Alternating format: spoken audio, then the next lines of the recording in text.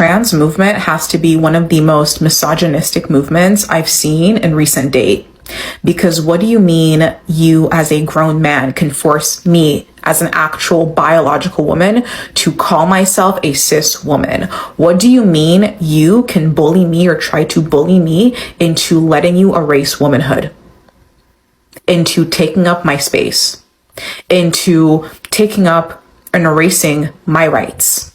What makes you think that as a grown man, you can be more of a woman than I am? So much so that you are relegating me from the status of being an actual biological woman to now being a cis woman so that you can be a trans woman. That is misogyny. That is one of the highest forms of misogyny I've ever heard of. This notion that a man can now redefine womanhood for us, and we are now bullied into complying with this. It's insane. Being a woman is a matter of fact. It is a matter of biology.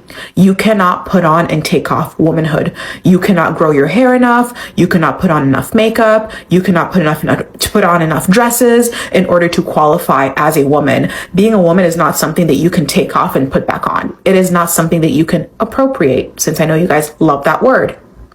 It's a matter of fact and biology. If I were the most masculine looking woman on this planet, which I'm clearly not, but if I was, I would still be a woman by virtue of my biology and by virtue of fact. And that will never change. So this month, you as a woman should not be allowing any men to bully you into calling yourself anything other than a woman and into calling him anything other than a man.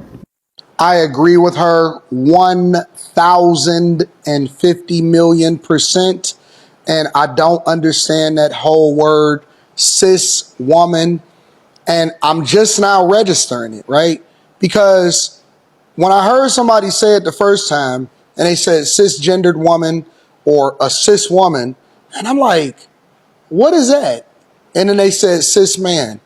And I couldn't understand what that was, but I was very careful to never use it simply because I didn't understand it. And so if I don't understand it, and the word of God says, in everything you do, get understanding, right?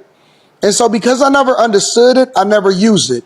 But I thought it was hilarious a lot of times when people would use it and then the other people would get offended because I didn't understand what they was getting offended by.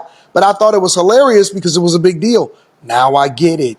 And so what they did was they moved the word around, or they attached it to it so that they can still use woman and trans. So if you say that you're a trans woman, that means you're a biologically born male that then identify as a woman.